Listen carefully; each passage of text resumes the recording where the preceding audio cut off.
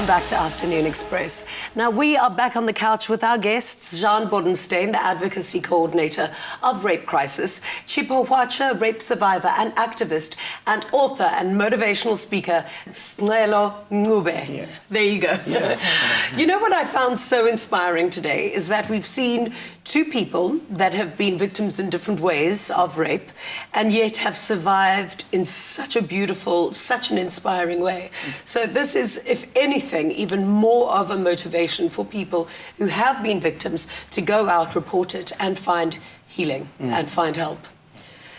Yeah, I am so emotional today because this story touches so closely to so many homes, so many families, and it's something that is not spoken about, especially in certain cultures. It's demonized. People put stigma behind you, and it's something that's not fair. How have you been able to go into the community, transform it in any small way that you can, Tshipho?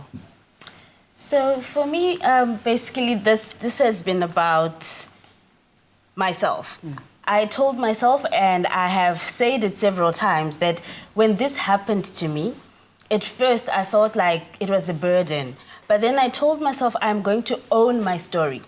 I'm going to take it back and take back whatever it is that has been taken from me and own it. So now because I own my story, it's not because of somebody else. This is me. And when I go out there and I share my story, I want people to see that, you know, this does not have to transform you in any way. It doesn't have to own your life or change how you live your life.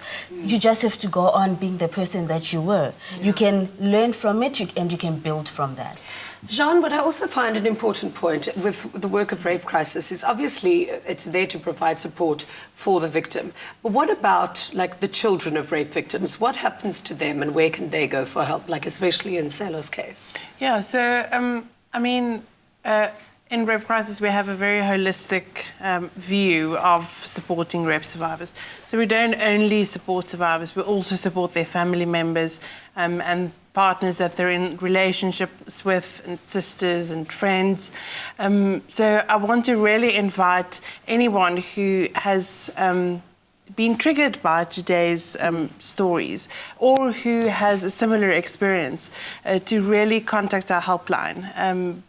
And I'm sure that the number can appear on screen and it will definitely be on your website. So we really want to invite people to access the long-term counselling, whether or not they choose to report the crime. And there's so many different paths of healing. I want to know from you, doing your motivational talks and writing your book, are you healed? Like you said that you went through moments of suicide and considering so many awful things.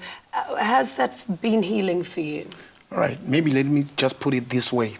You can take a bird and put it on the cage for 4 years, but once that bird is being delivered from there, it will be able to fly.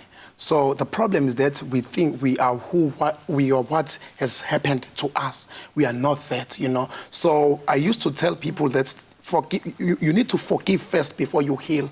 Forgiveness is pain, is memory minus pain. If you still remember about what happened to you, but you don't feel pain, you have forgiven, and then you need to heal from that. Because if you haven't healed, you're just like a person who is carrying a coal.